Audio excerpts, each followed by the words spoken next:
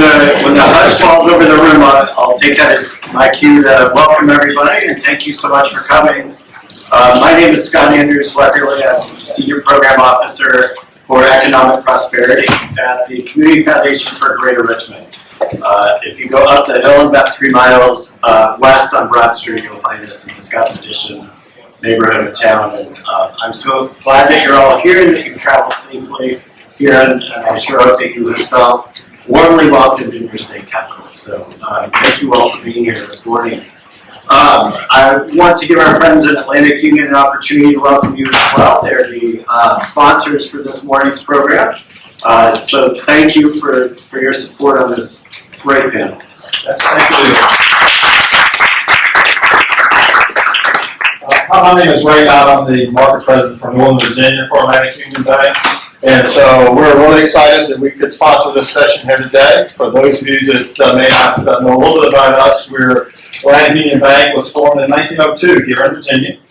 We are the largest Virginia headquartered financial institution here in the state and in the Commonwealth, and we're excited about being able to invest and give back into our communities on a regular basis. And part of that is being a member of the Virginia Funders Network and also sponsoring this session.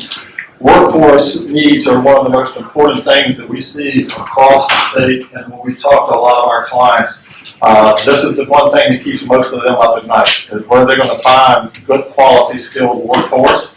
As Sara knows, we talk about this quite a bit, and I serve also on the Go Virginia Region 9 Council, and that's one of the discussion points. We talk quite a bit in there about how we can develop and really create a strong workforce for the Commonwealth. So I'm really excited to hear what the panel has to say, and thank you all very much for attending.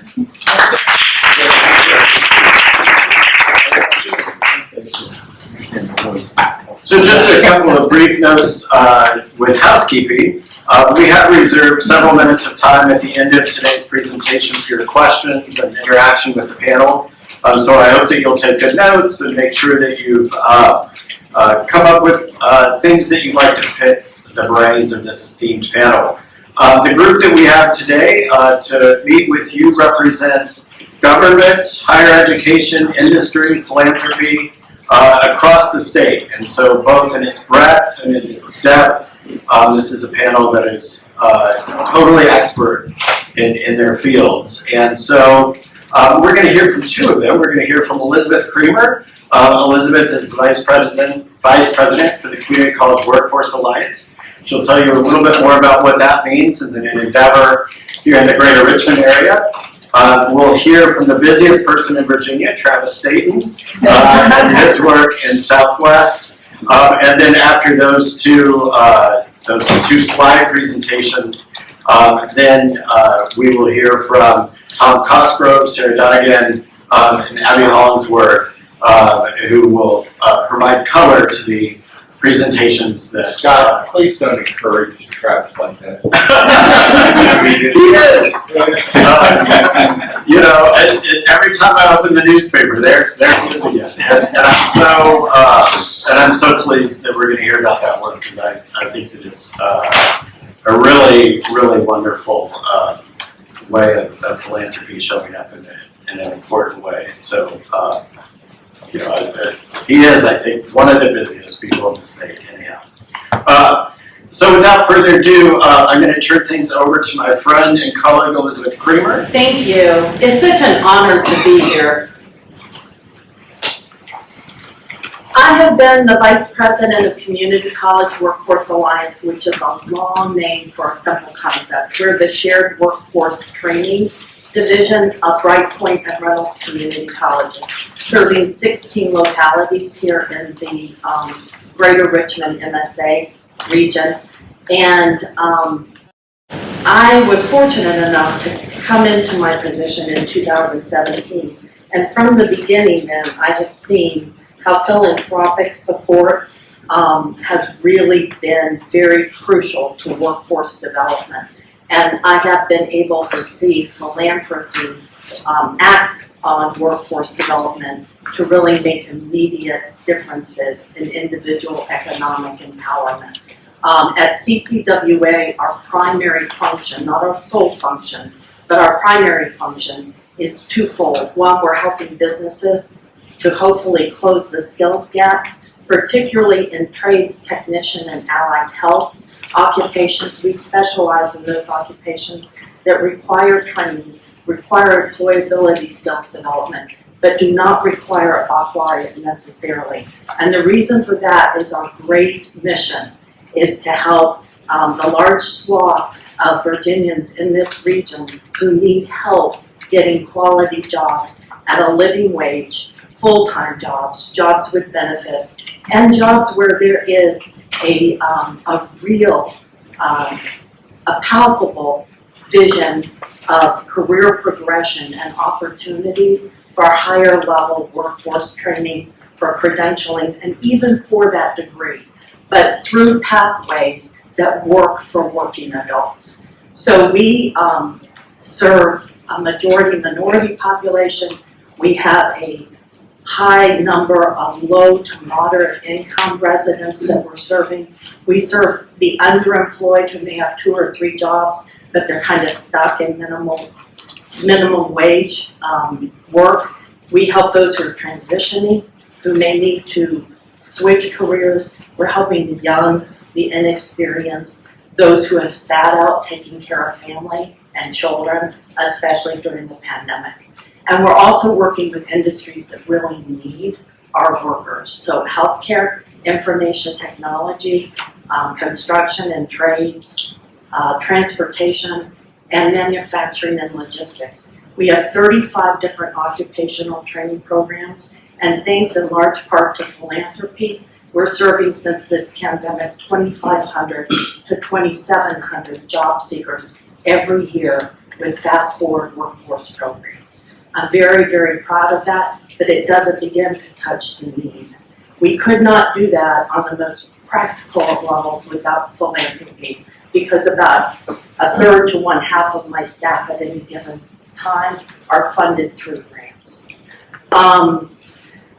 But I'm here to talk not just about the direct monetary benefits of working with philanthropy, but how working with philanthropy and state funders like Go Virginia has helped CCWA, which is how I'll refer to our organization, to actually expand our services and expand our impact in some pretty exciting ways.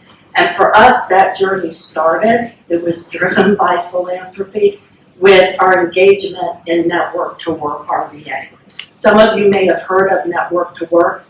We're a workforce coalition that really was spurred by the Community Foundation for a Greater Richmond and has been helped along the way. We were started thanks to the help of the Reynolds Community College Foundation and their association with such benefactors as the Altria Foundation and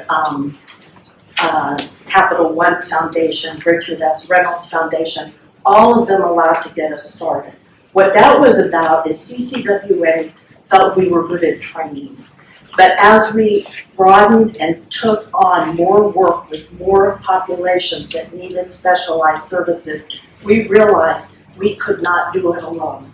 The great lesson I've learned from philanthropy is don't try to do it alone. Our students needed transportation, they needed childcare, they needed behavioral health counseling, they needed legal services. We worked with these core partners to develop strong working relationships with up to 45 community-based organizations at a time. So we don't work out transportation for our students. Our partners, United Way, does that. They do it better. Feed More does better food resources for our students. We've learned to trust each other, and that was absolutely stimulated by philanthropy, not just through grants, but through lending us subject matter experts, by lending us skilled facilitators as we began meetings to trust each other and to develop working relationships with each other. Even spaces away from our agencies and our offices where we could think. All of that was provided by philanthropy. They were thought partners and they were fellow pilgrims on this journey, if you will. This is an impressive list of core partners for an impressive coalition that continues. And I will say, because this is important too, Go Virginia gave us our first grant. Network to Work combines using community connectors to help those who need jobs. Then it involves a prescriptive plan of training that's needed, employability skills that are needed, support services that are needed, and it also is a technology platform. Go Virginia gave us the grant for the technology platform. Why? Because local philanthropy was providing the cash match. That was very important to us. But if this is impressive, this is what Bess Littlefield really wanted me to show you. In addition to being the co-chair of Workforce Coalition RVA and being the backbone organization CCWA is for Network to Work, I'm also the chair of the Workforce Committee for the Alliance for Building Better Medicines, which is aiming to make affordable medicines available to all. It has global implications. It is the biggest economic development news that has hit Petersburg, Virginia during my residence in Virginia, and that goes back 25 years. It is a staggeringly massive undertaking that has economic development implications, health implications, education implications, and the list goes on and on. The members include regional and local government, economic development at a local, state, and regional level, businesses, Civica, Impact Flow. Many of you have read about this work in Virginia Business and other periodicals. It's been an honor to be in this group. What we envisioned for workforce development, which we never would have gotten to without the preliminary work that philanthropy helped fund, what we envision is nothing less than an end-to-end workforce continuum. We envision starting with elementary school. It's important to note that none of our federal or state grants go to that young an age, but it's essential to create a STEM awareness culture at a young age. So there are gaps in that end-to-end workforce continuum that we look to philanthropy to fill. And then it goes all the way up to the one and only PhD in pharmaceutical manufacturing that exists in the country at Virginia Commonwealth University. In each and every one of our primary goals in the Workforce Development Committee, philanthropy has been involved. The Cameron Foundation has stood as a cash match to us being able to leverage Go Virginia money and a $52.7 million Build Back Better grant, the share of which for workforce development was about $10 million. That was money that allowed us to stand up 3 college programs in the space of a year, $1 million lab, dual enrollment, bridge programs for adults in Petersburg that aren't ready to go straight to college level programming, and the list goes on. That never would have been possible, not just without the cash, but without the spur, without the intellectual resources made available to us. Cameron Foundation at a pivotal time lent us a national subject matter expert for a year to help us learn how to do this. We created programs that had not existed in the community college system before we took them on, and we could not have done that, quite frankly, without some of my partners that are in the room. I was gonna stop there. You can go on.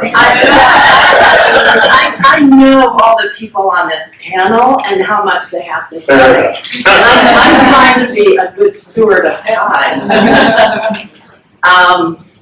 I will say that every aspect of this program just provides a blueprint for where we could all go next, down to the artificial intelligence informed career pathways that we will be providing for this new and emerging industry sector that are built not on college faculty getting together and piecing together what associate degree plugs into what baccalaureate degree, into what graduate degree, but instead, and this is what helps the hitherto, underserved populations we work with, how do real people without degrees progress in this industry? How do real technicians progress? What skills do they need? So looking at, okay, what are the actual job descriptions and how can AI help us get to career pathways that have meaning beyond higher education? We met the industry that continues this work, the entrepreneur that's behind this work, through one of our philanthropic partners. We didn't know the names, they did. So that's the kind of partnership that I think has been particularly impactful to us.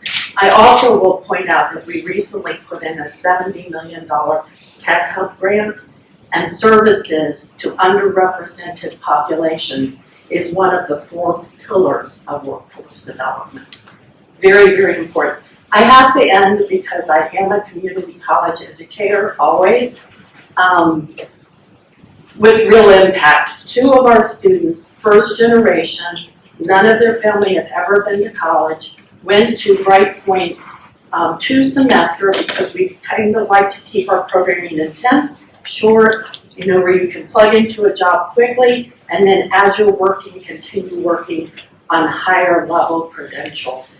These are 2 students, real students, who now work at Civica as lab technicians, and they, last year, were in a college classroom for the first time in their lives as the first representatives of their families to be there. So we have about 100 completers so far. We're getting them employed, and we have just, I think, a phenomenal story ahead of us.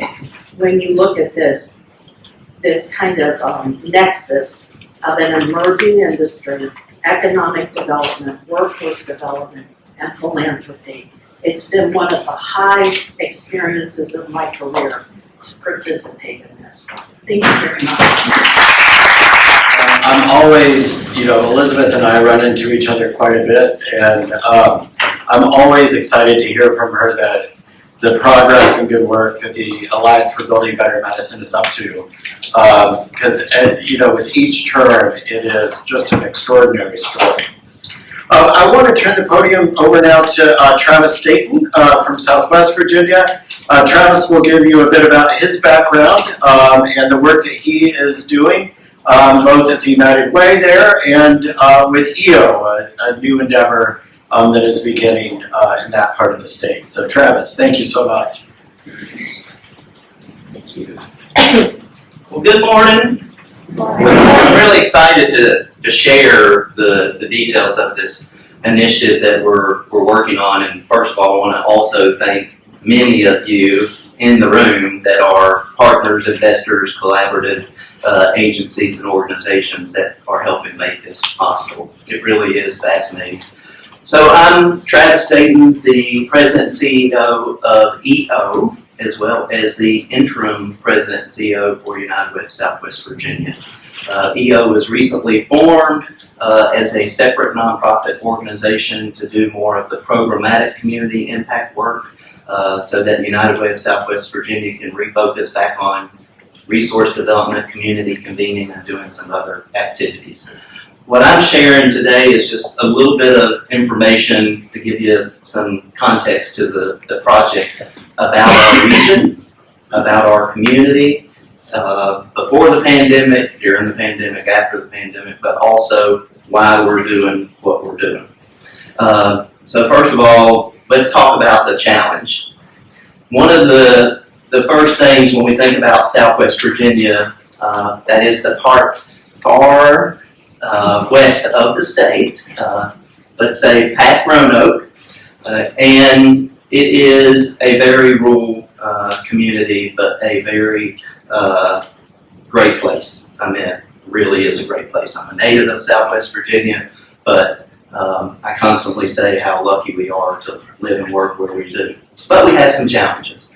So those challenges are, a couple of years ago, Weldon Cooper with UVA said Southwest Virginia is going to shrink by 30% over the next 2 decades. Community that was historically very coal dependent on the coal economy, those things were changing, and we were going to lose 30% of our population before the pandemic. Also, we have a weak workforce participation. That's the topic of this room. Average before the pandemic, coming out of the pandemic, we're usually hover only about 50% of labor participation, when other parts of the state and other communities are averaging about 65%. So a 15% difference in folks that are not gainfully employed that could be gainfully employed. We also have the biggest gap in access to early childhood care and education in the Commonwealth. Nearly 30% versus an 11% of access in other parts of the state as a whole. In my region, that's equivalent, I put a number on that, let's say it's the 9th Congressional District of Virginia, that's equivalent to 7,000 children that do not have access to early care and education opportunities. In addition to that, we also have educational attainment is lagging behind as well. And that includes 2-year institutions, 4-year institutions, even career and technical degrees and credentials as well. We did some research before some of our youth workforce development activities before the pandemic. And what we noticed was 50% of kids that were leaving high school were not pursuing post-secondary education. And in the first year, the 50% that did, half of them would not make it past the first year. So only 25% make it past. And so when you look at an educational attainment rate in that 4-year arena, we are lagging behind. We also have several poor health outcomes. When we were doing a lot of comparison in other communities and other parts of the Commonwealth, several years ago when we were switching to a community impact organization, and let's say not what we used to say in the United Way world was called spray and pray, that we would go upstream and really identify the challenges and the root of those issues and invest in those things. Looking at some of our research during that, we noticed that 6 hours up the road, folks live almost 8 years longer than they do in Southwest Virginia. But their educational attainment is 3 times, their earnings is 3 times, the diversity is 10 times. And so that led us to believe we're only 6 hours apart. It can be done, but what do we have that we're missing? I recall several years ago before the pandemic, being just a couple of blocks over at the convention center, speaking at the Virginia Chamber of Commerce State Workforce annual event, and Senator Ken Kane spoke before I was able to speak on the stage, and he talked about being his term of governor and the process of site selecting and recruiting jobs and bringing industries into the Commonwealth. He talked about losing almost one big employer to another state, but he had a friend that was a site selector. And he asked that friend, he said, what is it when you guys are looking at communities and you're looking at places that lead you to make that decision? And he said, well, Tim, 90% of the time we already know where we want to go. We put it out to get the best offer that we can get from where we want to go. He said, I understand that, but how do you make that decision? He said, 90% of the time it's on the workforce. And what's available, what's in the pipeline, what can be there, so that we can run at our fullest capacity. And when we're only batting at 50% of the average, that's not good. When you have these types of challenges, we need higher paying jobs. We need jobs, but it's the chicken and the egg. So how do you bring in the jobs and how do you build the workforce at the same time? So that's where vision really comes in, and that's where we look at what can we do in order to chip away at the many areas of need in our community. So EO has been established to really focus in three major priority areas. One is advancing and improving educational outcomes. We have to expand access to early childhood care and education. It is, on the entire portfolio, the best return on our investment. It mathematically can show you time and time again, earlier on the continuum, there is no other activity that's going to give you that return, such as early childhood care and education. We also have to bridge the gap between the worlds of learning and work. That's why we created the Ignite Youth Workforce Program, because schools and education and K-12 live in this world, and employers and businesses live in this world, and we have to bring them together. Additionally, we also have to work on workforce and innovation for the workers that are in these sectors and in these fields. One of the biggest barriers in early childhood and education is the workforce themselves. They can't help because they don't have teachers. It's not always bricks and mortar. We are working on several projects and initiatives right now to help build that workforce in early childhood care and education. And we also have to create more career awareness and hands-on learning opportunities for our students in K-12. We also have to strengthen the well-being of our communities. And when I say well-being, not only do we mean health, but we also mean the well-being of our partners and agencies and collaborators. We are working right now to launch a shared service alliance that will support a network of 200 plus early childhood care operators in back office services, workforce development, procurement, other types of accounting and other services that help them run more efficient, more profitable, allowing them to sustain themselves, grow, and recruit more workers and pay better wages. So, during the pandemic, we got real familiar with the 87,000 square foot building known as a former Kmart. We were moving product for the federal government, the Virginia Department of Emergency Management, and Absolute Vodka was sending us 55-gallon drums of hand sanitizer that we would then break down and send to child care centers and schools and other places. Or we just drink it. But coming out of the pandemic, we knew that we had to stabilize the market during the pandemic, but our end goal after post-pandemic was really getting people back to work. Several people left the labor force. With that said, the biggest challenge we heard from all of our employers is people are sitting on the sidelines because they don't have access to child care. 50% labor participation, several parents and families are making choices of one being in the labor force, one not because of that problem. We said, how can we take large sums of investment that are available now post-pandemic and put them into something that could change the status quo, that could build a space that would allow for that opportunity to be addressed, to create more efficiencies, to create more slots, but also create more space for youth and employers to work together collaboratively under one roof. So this particular building, as you can see, is a wide open box, 87,000 square feet, can be converted into an early childhood care and education center for 300 children from birth to age 4 years.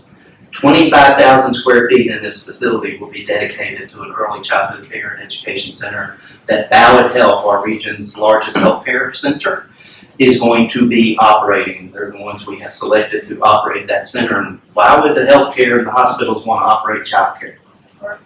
Workforce. Their team. Absolutely. That is the biggest place they are hurting. They are also putting in millions of dollars in investment in this. We also, again, this is a rendering of the front and looks pretty close to what that's looking like right now. But we also will have another 60,000 square feet dedicated all for youth workforce opportunities and adult workforce collaboration and partnerships. The K-12 systems are involved, foundations, nonprofits, community colleges, higher education, local governments, but we are making a space and a place for that collaboration, but also to help address and build our future workforce. Last thing I'll say too, the big picture is really about attracting, retaining, and growing our workforce. we want higher jobs, we want better economic opportunity, we have to have the workforce. So this particular project, we want Southwest Virginia to be known for one of the best places to live, work, and raise a family. And this is a part of not only growing and building, but attracting young families to our region and employers as well to our region. Well, thank you both, Elizabeth and Travis, so much for whetting our appetites for more conversation. I now want to bring in the expertise and contributions of three others on our panel. I'll give them the opportunity as I ask the questions to them to introduce themselves and their roles at the organizations they represent. And so let's just jump right in. For the panel, and this is all five of you, and the three of you who have not introduced yourselves formally to the group, if you would, a little bit of word association here, or kind of popcorn question.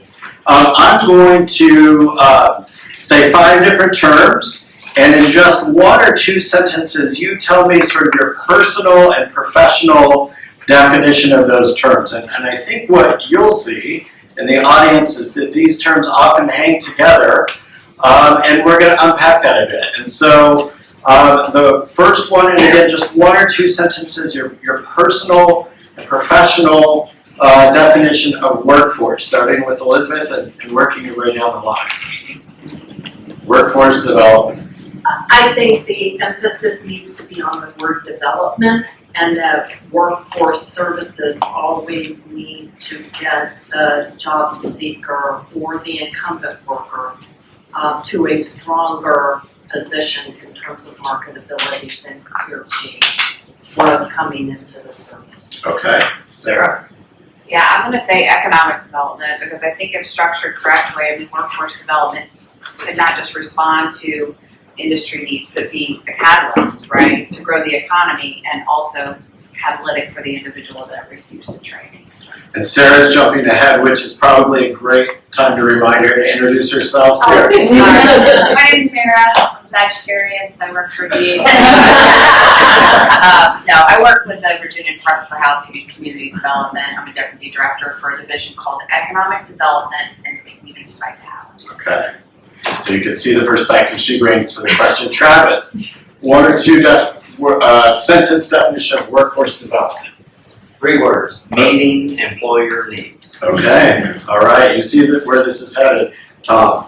To me, it's about stackable training beginning early as early childhood and building higher level skills as the person gets closer to the workforce. And Tom, tell us who you were representing and your role there. Yeah, Tom Cosgrove, I'm just a humble shipbuilder off the docks of the James River. Sit on your wallets, everybody.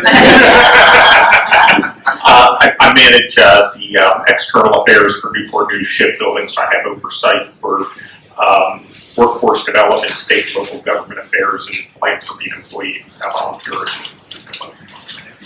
Great. Hi everyone, Abby Hollingsworth. I'm with Bank of America on a newly formed team called Workforce Development. This team is really designed at using the bank's philanthropy, our hiring opportunities, and our learning resources to create career pathways for low to moderate income communities. So to answer the question, I was thinking about workforce development. One of the other components that you asked us was about economic development. Right. And Jumping ahead. I know. But I'm comparing, I think workforce development is looking at the individual, right? With the skills, training, and supportive services needed to prepare an individual and get an individual placed in hopefully a livable wage job. And I think about economic development as a macro perspective of all the things needed in a community to support business, to support industry, to help that community be successful. Workforce development being a component of economic. Okay, I love it. Let's talk, how about career readiness? Career readiness. Right, all down the line again. I think career readiness in some ways is the ability to look to the future with optimism and to begin to think of oneself as, a self-directed entrepreneur of one's own journey. Yeah, I think I don't know if it's attainable. I ask myself that every morning. Am I ready for my career today? I think, for this audience, and I think about it often, what we really need to be making sure is that we're teaching people to be resilient. Yes. Resiliency. Meeting the needs of future workers. Okay. I see it largely as just having the employability skills that employers demand. I think about career readiness as kind of exposure, awareness, and mindset and power skills that you have that make you able to get a job. Okay. Many of you have touched on the relationship between workforce development and economic development. Do any of you want to amplify what you said there? That was the next kind of popcorn term. I mean, I think economic development is more community focused, creating the base of employment and private sector investment within a community. Okay. What about economic mobility? I think economic mobility, I look at it as holding workforce development accountable. I take it as a real commitment that not only are we going to help you get a job, but there is a path forward. It's very important that that path forward be clear and real. Yes. I think it's empowerment. Elizabeth and I have worked together for a long time, and we've cried a lot of tears over this concept, but I do think it's morally irresponsible to train people for low-wage dead-end jobs. So I mean, that's a pretty stark way to say it. You're blessed with a person here and people here who all have a commitment to that end goal as well. So I think it's empowerment. I think it's where both people and communities make gains. Yeah, I agree with that. It's moving to a higher income and wealth bracket than we were previously in. We would say making financial lives better, just generally. And the last one is wealth building, which I think probably most of you tied into economic mobility. Any sort of differentiation there between wealth building and economic mobility? I think when I think about wealth building, I think about asset building. So home ownership, I think about generational wealth, I think about savings. Whereas economic mobility is just moving up the ladder. You may not have that family sustaining wage yet. Hopefully you're getting there. But I think about building assets when I think about wealth. Yeah, something beyond what you need to live every day. Right. Well, sort of taking as a first principle that many of the funders at this conference and indeed in this room are guided by visions that take a slice from each of those terms. Let's take a little closer look with Elizabeth, starting with you. It's hard to overstate just what a massive undertaking the Alliance for Building Better Medicine is. I mean, we put the sort of ecosystem of that endeavor up on the screen there. It spans 2 regions, depending on how you define it. So Greater Richmond, the Tri-Cities area. By some definitions, that's 1 region. By other definitions, it's 2. I often say to Elizabeth and others that, when we talk about Greater Richmond, well, which Greater Richmond? But nevertheless, the Alliance for Building Better Medicine encompasses the work of business, government, higher education, the rest. And yet, from my perspective, it seems like the involvement of private philanthropy was relatively peripheral to its success. And so what I want to ask you is, as you reflect on the Alliance's ongoing work, what guidance would you give to funders who want to be part of the chorus in their region's big projects? So these are funders who want to make important strategic investments in the work, but not necessarily front and center ones. Are there specific roles that philanthropy is uniquely positioned to play, or non-monetary assets that funders can add to the mix? There are important gaps. When you think about a workforce continuum, there are always going to be areas that are not traditionally funded by even the largest of federal grants or state funds. So there certainly is a need and an opportunity for philanthropy in that. But I personally also feel that it is very important that philanthropy be a real voice and an advisor in the discussions. Because philanthropy gives to those of us who have been in government for a long time, or business for a long time. It is a distinct and different lens. And it's important for us to have the benefit of that lens. One of the most personally impactful, in terms of my own career readiness, one of the most personally impactful grants I ever worked on, and one that I think was very instrumental to some major growth in my career, was only a $10,000 grant. But it was a $10,000 grant from a grantor who spent a lot of time with the grantee, the organization to which that grant was given, and spent time mentoring, spent time tutoring, spent time in dialogue. And the dialogue is different. The questions we get asked by philanthropy are different than the questions we get asked in even the most rigorous of federal evaluations. That's wonderful, thank you. Travis, by contrast, in the EO work, the United Way affiliate that you've led for 18 years, is that right? Okay, sort of interim on the way out.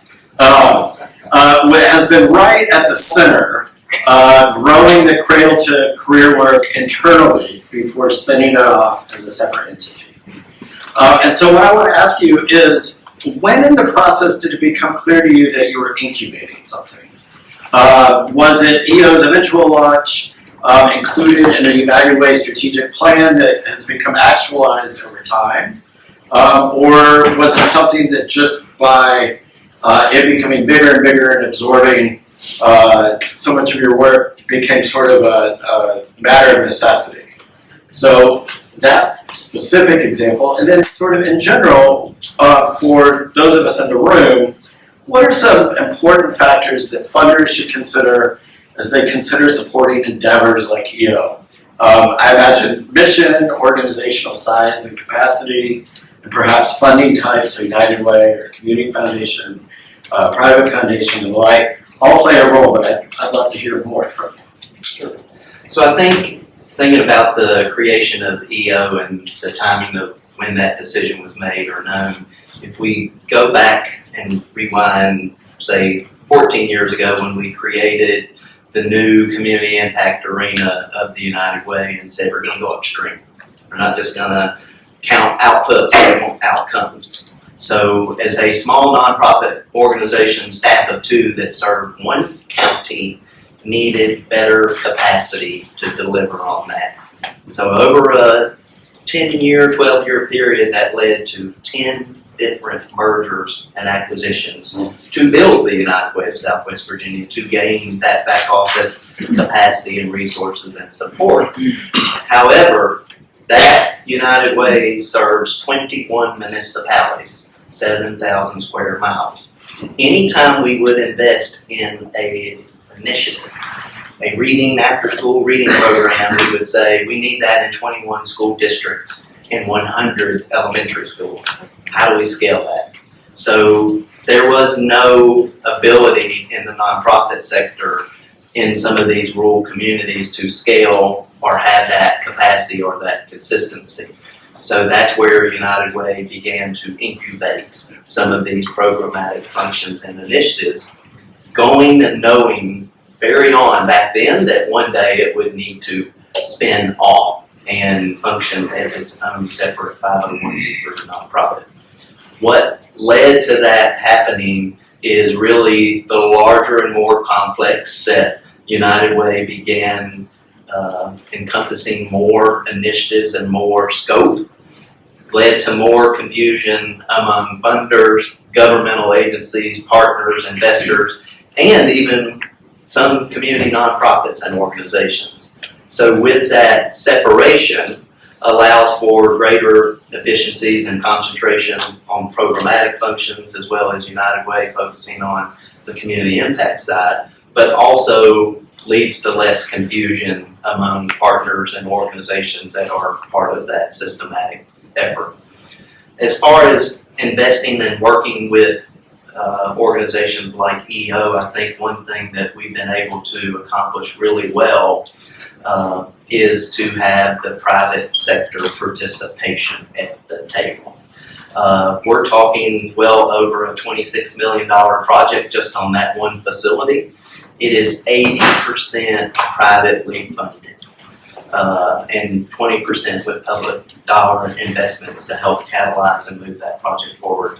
So I think making sure that there's participation from both sides is extremely important, as well as hearing from those stakeholders and those end recipients of the workforce, the employers, and having their active voice and engagement in the process. Wonderful, thank you. That's a wonderful segue to a question I'd like to ask Sara. No pressure. Sara, by any measure, Go Virginia is a catalytic public funder of economic worth across the Commonwealth in every region, including the work that Elizabeth has described as better medicine is concerned. And importantly, it requires collaboration across sectors and localities as a condition of its grant making. So I'm curious to know, both in general and with respect to workforce development specifically, how do the missions of government and philanthropy align? Which sector should lead and which sector should follow? And what assets does each uniquely contribute to the economic vitality of the communities that they serve? I'll try to answer that great big question, but I'll start just a little bit with Go Virginia. For folks that aren't familiar, Go Virginia is a state-funded economic development initiative. What does initiative mean? It is not an incentive-based or performance-based incentive program. You know, you hear about economic development, grants to companies that come to areas. This was really designed and in fact inspired by private sector leadership following the 2009 recession, and a group of business leaders said, Virginia's economy is not recovering as quickly as it should or could. We're not pacing with our peer states, and in addition, the recovery is very uneven across the state. So that was the inspiration, and they said we need a new resource, a new approach, one that's more holistic, one that is not transactional, but is really designed to be transformational. And we think regions have the ability to make strategic investments to help grow and diversify their regional economies with a focus on specific industries. And so we've heard from Elizabeth, for example, Go Virginia Region 4 selected advanced pharmaceutical manufacturing. Go Virginia Region 1 has looked at advanced manufacturing. I know a lot of Travis's work there is to help support those firms.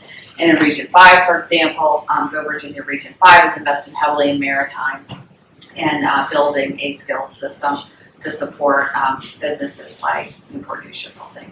So that's a little bit about that. The boards, there are 9 regional councils, okay? They're very diverse. I know we heard one person here sat on a regional council. Anybody else on a Go Virginia regional council? There we go, one in the back there.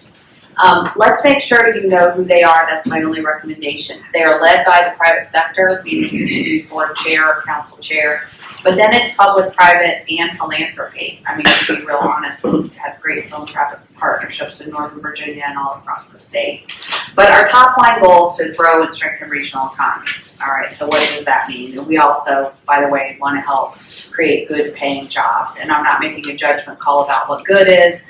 One of my favorite senators told me one time, Sara, every job's a good job. And it can be if properly designed with support and the individual knows where they're going. So I agree with that. Go Virginia invests in capacity building projects, right? So as it relates to workforce development, if someone said, what's your elevator pitch on that? We want to build a larger pool of qualified workers to help accelerate the growth of one or more industry sectors, period.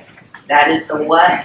The how is kind of where the magic happens, and we are big believers in system building, big S, right? These are not small projects. These are how do we get people working together in new and different ways? How do we combine resources? And that's important because Go Virginia grants do require a match. It has to be non-state funds. We have had some fantastic philanthropic partners. So who should lead, right? What is the nexus? I mean, I think I just told you, to the degree you are thinking philanthropically, right, and not the same as charity, right? Charity focuses on kind of addressing suffering in the moment. A philanthropy, I think, is aspiring to create more systemic change, right, that will benefit individuals. We want to create good jobs. I'm assuming if you're interested from a philanthropic perspective in helping people get jobs, like, that's the nexus, right? So how do we build this community of practice? And it does require sometimes bridge in the conversations. Economic development uses different words, for example. They have different motivations, but if you sit and listen long enough, and I think there's some great examples here, you will find you have more in common. The other thing I think is important is who should lead. I agree with Travis 100%, the private sector, which wasn't one of my choices. But I think as it relates to workforce development, if we do not build a system and provide access to said system for individuals, then you get to, like, you're putting people on a road to nowhere, right? So really understanding the needs of business and industry, putting them in the driver's seat, creating a seat where they have a vested interest in the outcome, again, can draw more resources into whatever project or endeavor that you're designing. The government sector does have a vested interest in creating a skills development system that works for people and industry. I mean, that is why the government is in the business, right, of providing a public education. And to maximize that benefit, again, they've got to be, I think, very thoughtful and designed in many ways to help support industries. Big philanthropic partners in our work. Cameron Foundation is here. Harvest Foundation, I think, is just doing some amazing work. And United Way of Southwest Virginia, other organizations like that. What I think is important, and what Travis has said, I'm going to stop because I want to hear from the rest of our speakers, is this idea of going upstream, right? Where does that idea come from? And I think Desmond Tutu actually is attributed to the quote, right? That it is good and noble to pull people out of the river. It is good. But it is better to go upstream and find out where they're falling in. And for organizations like Travis's, for example, and Elizabeth and her strategic partnerships with philanthropy, we need to go as far up the river as we can, right? Travis went up and said, why isn't the economy growing? Well, everybody's not in the workforce. Well, why? Because there aren't enough childcare slots. Well, why? Because we don't have enough educators, right, to do early childhood. And that is, I think, the opportunity for alignment and really link and leverage strategies. So it has been very fun. We just started in 2017, and I think we have lots of more great success ahead of us, really in partnership, sincerely, with philanthropy. Wonderful, thank you. And I think that your answer dovetails really nicely into the question I'd like to ask Tom. Tom, so far most of the conversation has been about supporting new endeavors, but you represent, frankly, a different stakeholder position, that of a large private investor, an anchor institution, and I love dad jokes, you get that? An anchor institution.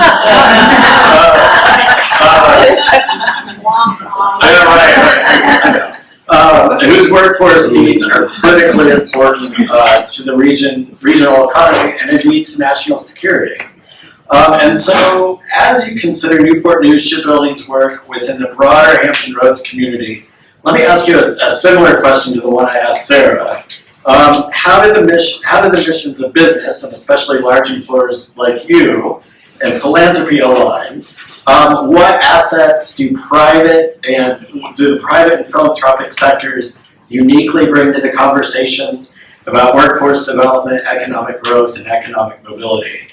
And as I asked Sara, which sector should lead, which should follow, and where have you seen great examples in Hampton Roads of partnerships working well?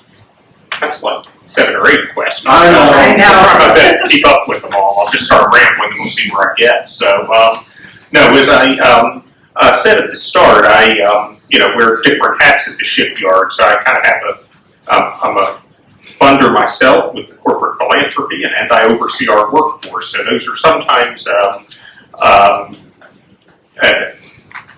roles that seem to conflict with each other, but I think that they're aligned in that it gives me, different, questions to ask, different things I look for in being a funder as far as alignment and impact measurement. But for NNS, we have a, pretty significant hiring demand right now. We have about 25,000 employees, about half of whom are skilled trades workers, about 20% are engineers, the rest do other various things like me.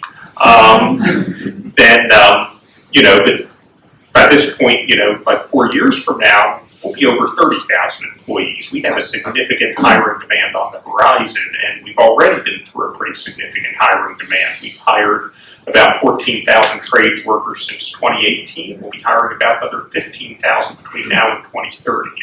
And, the training systems just aren't built to train that many people, but, we need to find the people, we need to employ them, we need to get them, into the workforce because, failing to do so, it's going to have impact on our contracts in the immediate term, on national security in the long term. And so it is something that is important. NNS, we're investing significant funds into our training systems, both internally and in the community. Are investing training dollars, investing philanthropic dollars. The Navy is investing lots of money. They've invested tens of millions of dollars in Hampton Roads over the past 2 years and hundreds of millions of dollars nationally to build a workforce. If you've watched any sporting events, you've probably seen the buildsubmarine.com commercial that's on, and that's all Navy funded to try to build this workforce that they're going to need for their entire industrial base. And there's also, certainly a role for outside funders to play in it, not because it's your job to buck up a private business, but really it's about, as we were talking about, creating opportunities for people from underserved communities, young people who need those opportunities for wealth building and economic mobility and all those other words that Scott was asking about. And, by helping them get the training, get the employability skills, get into jobs like that, it's also saving the social services sector from having to provide services to this population. And so, there's downstream effects also. So businesses and funders, working together, who leads, who follows. I'm not sure there's a cookie cutter answer to that. I mean, I think everyone in my world would want to say the private sector should lead. And I appreciate Sara saying that. But, I think every community is different and every situation is different. And what it really needs isn't as much who leads and who follows, but how do you create a system where everybody has a seat at the table, whether that's the business, whether that's the nonprofit, whether that's the training provider in the schools, whether that's the funders, because really you need that whole system working together if you're going to build the types of workforce systems in the communities that I think we all want to see and that we certainly need to, train the number of people we're going to need over time, a system that's looking at, okay, what is the overall regional demand for these skills? What programs do we offer today? Where are the gaps? How can we fill the gaps? What do we need to scale up? I mean, that all, everyone has to have a table for, a seat at the table for those conversations because, here's the challenge. Everything we want to do, everything we want to fund in education and workforce and STEM is good. When does a bad STEM proposal ever come before your desk? I mean, they're all aligned to the SOLs. They all have good metrics. They usually have cute little videos of kids playing with robots and doing things that those who are playing with wooden blocks couldn't imagine doing at that age. And, parents giving testimonials about how much their kid learned. But, let's be honest. All of us funders, we could combine all of our resources and still not have enough money to pay for all of the goodness that all of these organizations want to do if they're working in silos in this space. And just two anecdotes to illustrate that. I remember when I was very early in my career at Newport Shipbuilding, I had to call our local SPCA to tell them that we couldn't accept a grant application they wanted to make because our policies don't allow us to fund programs that primarily support animals. And they said, oh, this isn't to support animals though, we're applying for a grant for our STEM program. And I'm thinking, is there such a vacuum for STEM programs in our community that the SPCA has to deviate from serving animals to create their own STEM program? I'm sure it was good, I'm sure it was great, but do we really have this vacuum that we need this? And And then another example, just within the past few days, actually, was a large nonprofit wanted a meeting, and it was myself and my colleague Gary Arterbridge, who many of you may know, but we met with them, and they wanted to pitch to us a middle school STEM outreach program that was based around maritime themes. And it was a great program, and we probably will put some money into it. But Gary also offered them some feedback that, your people who are building this program ought to talk with the people at the shipyard about our STEM outreach program that's based around maritime and how we can align these two. And they were very open to that. They said, well, no, you all are focused on high school students. We're doing a program at middle school so we can start earlier. And Gary explained our 12-year-old middle school maritime STEM outreach program. And it's like, two programs with the same theme, targeting the same audience that really only ever spoke because one asked for funding. It wasn't, there wasn't that systems approach to it. So, that's where I think there needs to be some better collaboration and coordination. And so an example of something that has worked well and that is working well in the workforce space in our region, a couple of years ago, the shipyard engaged with the Hampton Roads Workforce Council, so our regional federally funded workforce entity, about developing what we termed a regional workforce training system. How do we bring all of the maritime employers together in the region? How do we bring all of the training providers together to really look at this holistically? How do we apply systems thinking to it? How do we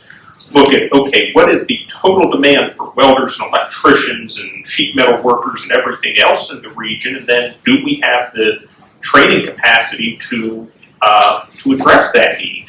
Is that, are there places where the training capacity isn't filled that we need to fill it? Are there areas that we need to build more capacity? And, the regional training system is really focused on making sure we have the right capacity and throughput, how we market it, how we reach out to K-12 populations, and how we reach out to target populations, transitioning military, underserved communities. And it really has been a game changer for the region because it's made for much more authentic conversations. It's made for much more strategic decisions. Okay, you want to build a new welding lab, but we already have enough welding capacity. Maybe we need you to build a sheet metal lab instead, whatever it might be. But really helping us to be more strategic with all of those things. And it's not been easy for anyone to take on that systems approach. There were still hiccups, but it really has been what's been needed.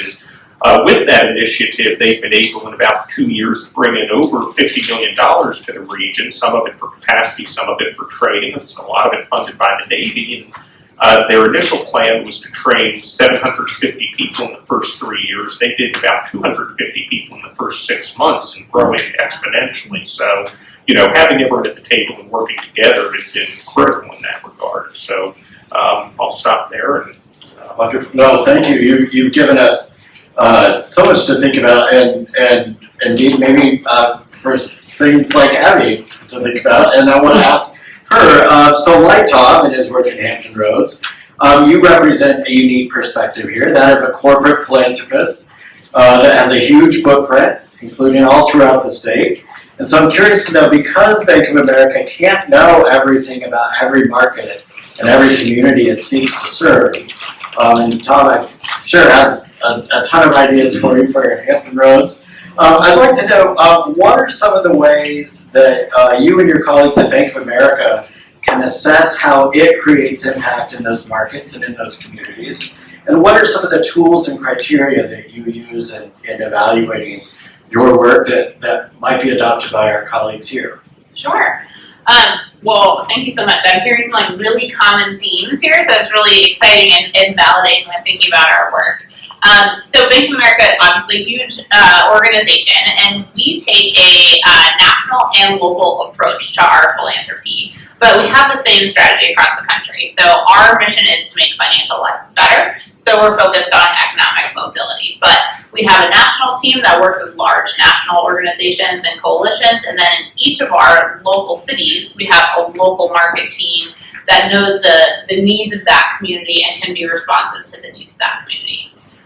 One of the ways that we do that is through a process that we call our community needs assessment. So through that, we bring together nonprofits, small businesses, government agencies, every year we do a widespread questionnaire, and then we bring a small group of folks together to have a deep dive session to say what are the needs that are most pressing in this community, and then where does it make sense within our strategy around economic mobility for the bank to plug in. So that's kind of one of the themes I'm hearing is where can philanthropy add value?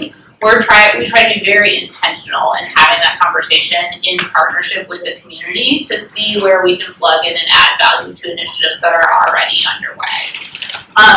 As far as tools and criteria, like many of you, we have funding pillars, of course. Thinking about economic mobility, we think about workforce development, which is why I'm here today. Small business resiliency, community development, and basic needs as kind of the biggest pillars around economic mobility. And within that workforce development pillar, the approach that we take is first looking at market by market, what does the labor market need? And so this year what we did is we worked with a vendor who gave us Lightcast data on all of the available jobs, and we're looking at what are the best opportunities for livable wage jobs in each market. So we provided that data to each of my local teammates in the local market so they know, okay, if I'm trying to help people move up the economic ladder here in Richmond, what are the best opportunities to do that? And then we're looking at what are the local organizations, academic institutions, partnerships that are meeting those labor market needs and helping people get into those livable wage jobs. And then we're looking at what are the other ways that Bank of America can add value. So we have our whole learning team, which is very exciting just in the last 2 years, has developed an arm that's taking our internal learning resources, whether it be how to prepare for an interview or intro to cybersecurity, and we've made it into modules that we're providing to workforce training providers. So making it available for free to our partners so they don't have to develop these trainings. So can we do that? We have a loan to executive program, we call our Leader on Loan program. If we have a partner that's really successful, we don't want to just provide philanthropy, we can also perhaps give them one of our Leaders on Loan, give them our learning resources.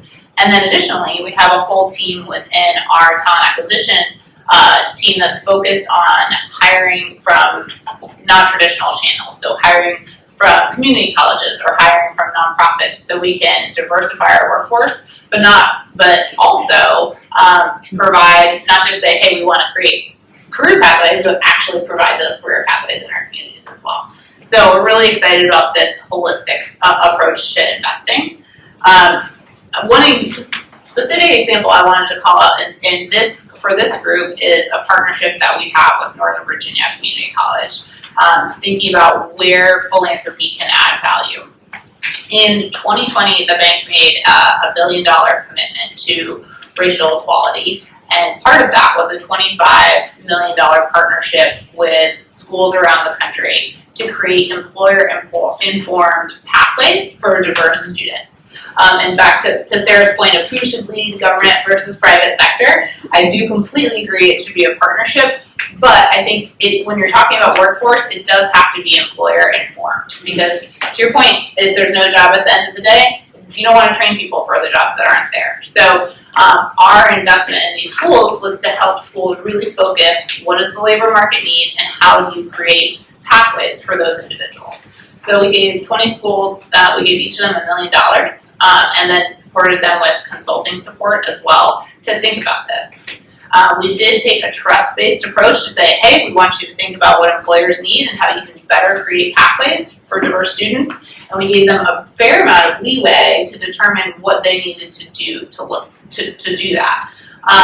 So at NOVA, they determined that they wanted to focus on their non-degree credentialing program and add additional supports around that. So partnering with the Fast Forward program, which has great state funding, they said we want to increase student retention. We want to provide an orientation for students so they know on the front end what they're getting into. We want to provide professional development and better recruitment for non-degree faculty. And really, really support these students in the same way we support our degree students. And it's been a really amazing partnership where they've been able to hire a career advisor provide professional development, and recruit faculty in a different way. And we're very excited because we just got the results from that program last week. And the students who go through these very short-term credential training programs in a few weeks are seeing a 50% increase in their wages before and after. And which for a banker, that makes a banker's heart really happy. When you see that kind of return on investment, we've given these students a great opportunity to improve their lives in a short period of time. A lot of these are stackable credentials. And we've seen that those wrap services for the school that weren't necessarily funded through other sources have been a real value add with our gift. Makes my my social worker heart sing too. We have just a couple of minutes for questions, and I don't want to speak on behalf of the panel, except to invite the panel to stick around for a couple minutes for individual questions once we break. But are there questions that might benefit the group? Yes, Dr. Hazel. Great discussion. In Baltimore, we are interested in workforce, primarily healthcare so far. But my question would be is, what would you ask us to do leaving here? From your perspectives, if we went back in that room with 300 people, what would you challenge philanthropy to do to help? So can I jump in? Is that directed at? I would like to hear from each of you because we're trying to figure that out. And so the action that needs to be taken, what should we do, together or individually? I mean, I think the theme that I hear, I always think of a quote that's, if you want to go fast, go alone. If you want to go far, go together, right? So looking at, you've heard coalition building, I think from all of us is so essential. And people trying to do the same thing, recreating the wheel or recreating a nonprofit that's already doing something that, doesn't help at all. So bringing people together, and I think philanthropy can be a catalyst to do that, right? If there isn't already a coalition, philanthropy can help bring people together and get people focused on the same mission so people aren't recreating the wheel. Yeah, no, my answer is largely the same. It's about, looking at that system and, you're in a position, if it doesn't exist in your community, then you as a funder are in a position to start it. Because when you want, you want to collaborate, a funder says, hey, we want you at the table, they're going to come. And, but, if not that, at least, be asking the right questions when organizations come to apply. Who else are you working with on this? Or have you looked to see if this is duplicating anything that exists? You say that this program is purportedly to help business. How many of them are putting skin in the game and funding it? And, asking the businesses, okay, where do you see gaps and, what do you support to address these things? And so really just, asking those deeper questions to kind of force people into those systems. I think those would be the things I would do. I'd say Hire Travis to lead it, right? consider playing the long game. I think if we're really going upstream and we're going to do generational change, we are constantly trying to add something new or make it a little shinier to get new support and renewed support. It's a 2-year grant, it's a 3-year grant. And I'm not saying we shouldn't have accountability and outcomes, but there is nothing that's going to be sustainable in 3 years. Sure. And we're not, with the resources, we're not playing the long game, I think, a lot of times. Yeah, I could go with that though. Length and leverage. If you're working in a community and you don't really have an understanding of what their economic development strategy is, everybody's got kind of planning, thinking documents. There aren't many, I always say I don't want to spend much time in the think tank. I want to jump right in the do tank. Find the do tank, Find out where things are happening, where there's actual momentum, and where you can perhaps add a new perspective. And the resources are wonderful, of course, but I think that would be my go home homework. Figure out where these conversations are happening and make sure you're at the table. All of us who are in workforce development, whether it's public or private, want to get to know the philanthropic community and want to develop strong relationships with regional philanthropic organizations. I think it's critically important that we identify points of common, not just interest, but a common passion in the work that's happening in the community, and then that philanthropy be at the table for crucial conversations and, inform and advise, whether that's informal or formal. I just think it's important that you use your potential to be a catalyst and to keep the momentum moving. Our workforce coalition, RVA, would not have made it as far as we did were it not for the consistent interest of the community foundation, which we were always aware of, just an expectation that we could do not just good but better. And that had relevance. Has that been replicated? I know you use Go Virginia funding, but wouldn't one of the goals be to take what Elizabeth has learned and done here and then replicate, adapt and replicate what Go Virginia region? I think we've seen a lot of coalition building. I mean, replication and scale are kind of two different things. From Go Virginia's perspective, I always say we want to meet people where they are and take them where they want to go. And so the combination of assets and resources that are in place and the individuals, right, it's so unique. I mean, it would be impossible, in fact, to replicate what they're doing here in some other parts of the state. Conceptually, absolutely. I think modeling that type of organizational structure, understanding who's at the table, I think could absolutely be relevant. Let me look at my watch. Lunch starts at noon, and I want to make sure that folks have an opportunity to freshen up before lunch. I'm happy to entertain one more question, but if you do have to go and prepare yourself for.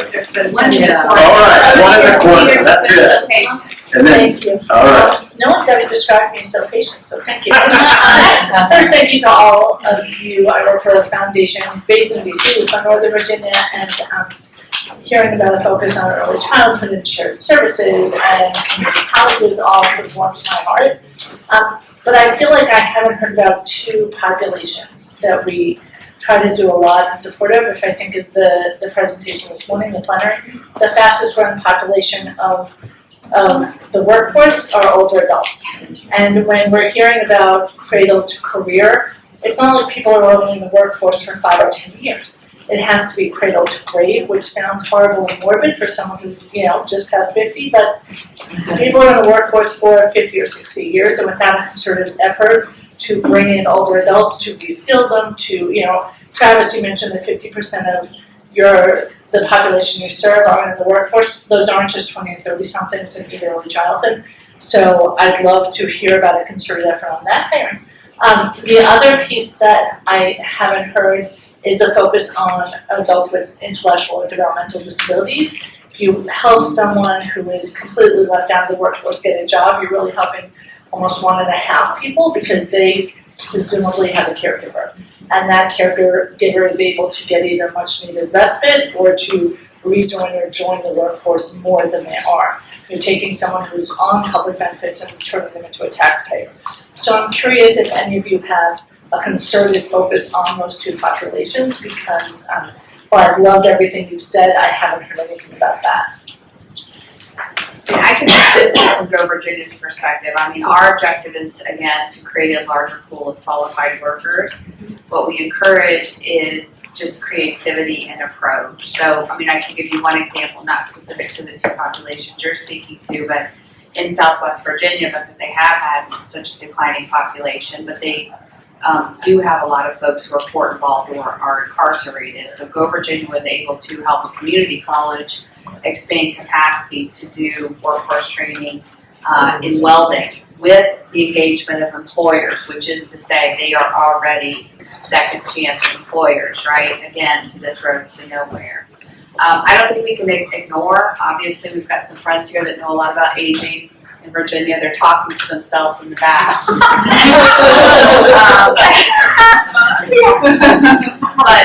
But when you just look by numbers, right, we have to keep folks engaged. So my comment about workforce development is the idea of being resilient, agile, nimble. I think that is something we need to start explaining to folks at a much earlier age. But all of these programs, I think, are in part designed many entry points, right?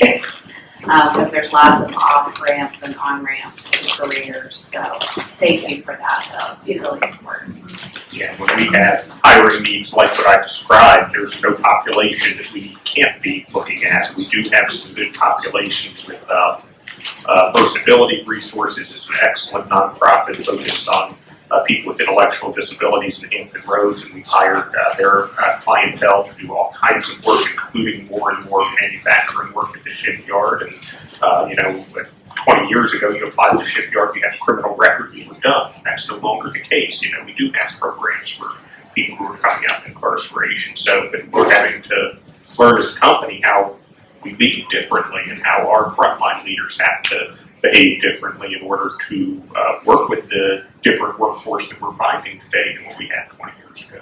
That's not always hard, not always easy for a big industrial company. Thank you.